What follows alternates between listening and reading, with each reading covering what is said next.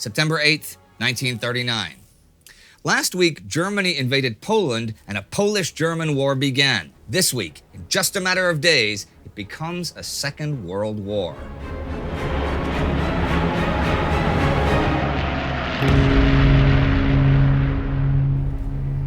I'm Indy Neidell. This is World War II. That invasion happened on the final day of last week, September 1st. That same day, Soviet and Mongolian forces beat the Japanese far to the east at Khalkhin Gol. So one local war began as another one ended. The European one raged full force already from its beginning. This was the Blitzkrieg, the Lightning War. Blitzkrieg aimed to inflict a total defeat on an enemy through a single powerful offensive. This was to be achieved by speed, firepower, and mobility. General Heinz Guderian's book Achtung Panzer articulated this strategy, which aimed to avoid the costly and indecisive trench warfare of 1914 to 1918.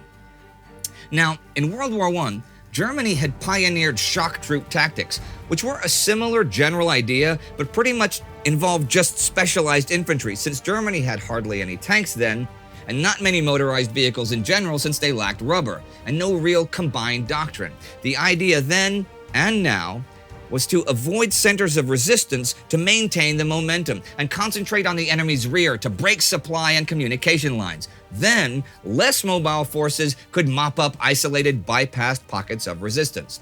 Blitzkrieg required new technology, but also leaders with the flexibility and tactical skill to exploit opportunities as they arose in order to maintain the speed of the attack.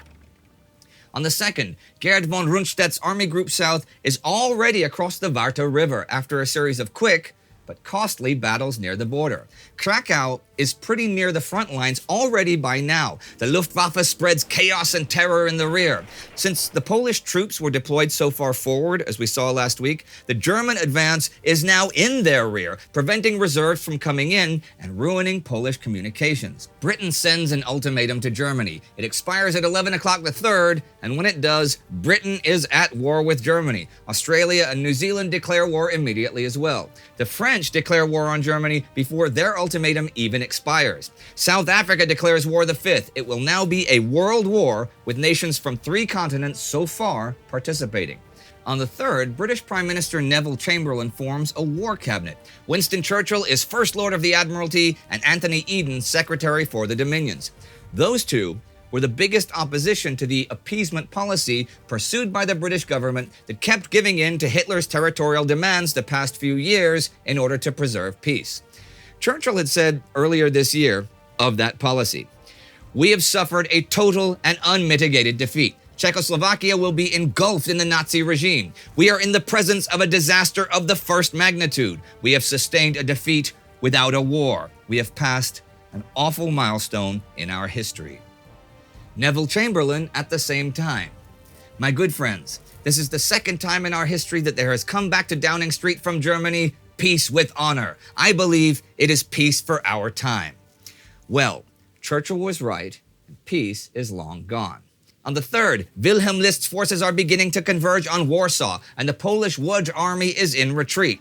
The World War at sea begins as the SS Athenia is torpedoed off the northwest Irish coast by U-30, the German sub commanded by Julius Lemp. 112 people die, including 28 Americans. Now, Lemp and his crew mistake the Athenia for an armed merchant ship, but it had set sail before Britain's declaration of war with over 1,100 passengers.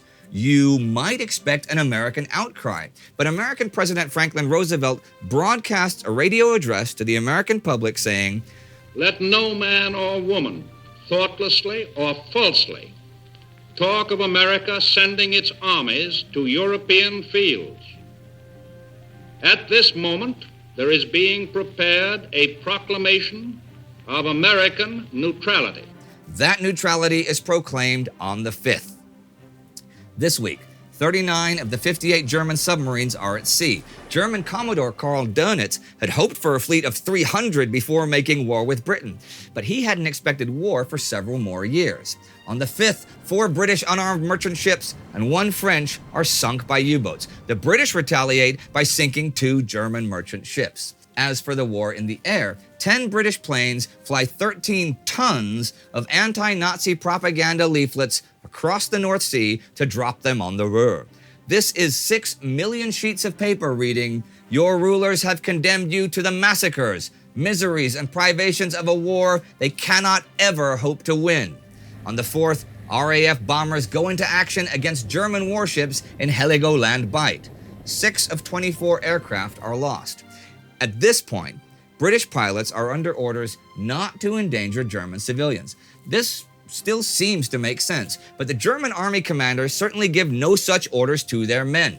German Quartermaster General Eduard Wagner even writes on the 4th, "Brutal guerrilla warfare had broken out everywhere, and we are ruthlessly stamping it out. We won't be reasoned with. The harder we strike, the quicker there will be peace again." But it wasn't at all just the German army doing the striking. By this time, nearly 4,000 officers of the SS Death's Head regiments are ready to conduct the police and security measures in the conquered territory I mentioned last week. In fact, on the 3rd, Heinrich Himmler tells SS General Udo von Woyrsch to carry out radical suppression of the incipient Polish insurrection in the newly occupied parts of Upper Silesia. This is a bit bloodier than that sounds, since whole villages were in fact burned to the ground. I read in Martin Gilbert's The Second World War that in Truskolassy they round up and shoot 55 Polish peasants. This includes a child of 2. 20 Jews are executed in the marketplace at Bierusov. German bombers target Suliov, an undefended small town with a peacetime population of around 6,500, though it has a few thousand refugees as well by now.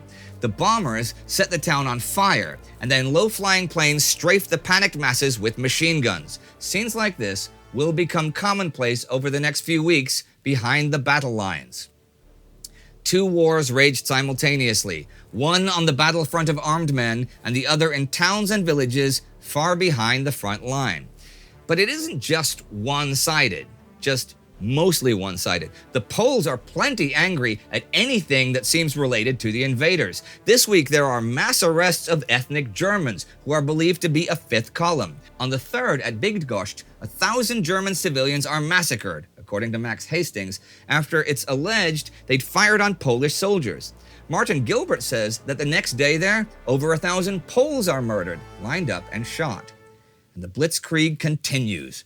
On the 6th, Walter von Reichenau's 10th Army, that covered 60 kilometers just the first 2 days of the war, has now penetrated to the east of Łódź. Krakow falls to elements of Wilhelm List's 14th Army. This is a city of 250,000 people. The Polish government and Army High Command leave the capital, Warsaw. They order the army to pull back to the rivers Narew, Vistula, and San. Within a day, the Narew defenders are ordered further back to the Bug. Also on the 6th, outside Mrocha, 19 Polish officers are shot. They had already surrendered after a fight with a German tank unit. Other Polish POWs are locked into a hut that is then set on fire. Basically, POWs, already in the first week of this war, do not have any idea what treatment to expect. Geneva Convention rules of war, laid down over the years, are not the rules that the German army is playing by. On the 7th, French troops cross the German border near Saarbrücken. Their mobilization is too small to really allow for any bigger action, but these probing attacks will continue for another 10 days. That day in London, the first meeting of the Land Forces Committee of the War Cabinet is held. Churchill proposes the creation of an army of 20 divisions by March 1940. The committee thinks the war will last at least 3 years, so they want to have 35 more divisions by the end of 1941.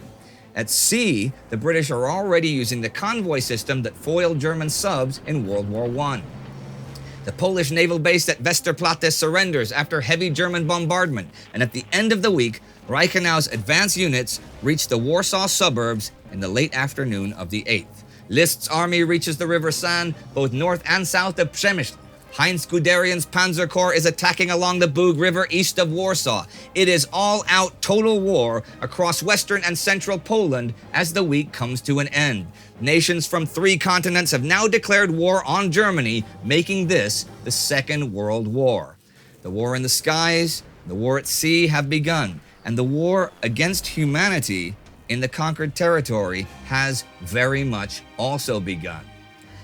Horror is already a theme of this war, now 1 week old. And of course, Hitler had already boasted that the Jews would be his main victims. Last winter, he had declared that if there were a war, the result will not be the Bolshevization of the earth and thus the victory of Jewry, but the annihilation of the Jewish race in Europe. Well, we saw this week that attempts to do that have begun, though the annihilation is not confined to Jews. But though the German army is guilty of war crimes, it is the SS units that will run the civilian operations. This week, Adolf Hitler told Army Commander Walter von Brauchitsch that the army was not to interfere in SS operations. I'll end with a quote by Hitler that I found in Max Hastings' All Hell Let Loose. Genghis Khan had millions of women and men killed by his own will and with a light heart. History sees him only as a great state builder. I have sent my death's head units to the east with the order to kill without mercy men, women, and children of the Polish race or language. Only in such a way will we win the Lebensraum that we need. If you'd like to see our Between Two Wars episode about Hitler's rise to power, you can click right here for that. And please support us at patreon.com or timeghost.tv so we can make more maps, more episodes, more series, and more history. It is your support that finances our work. Don't forget to subscribe. See you next time.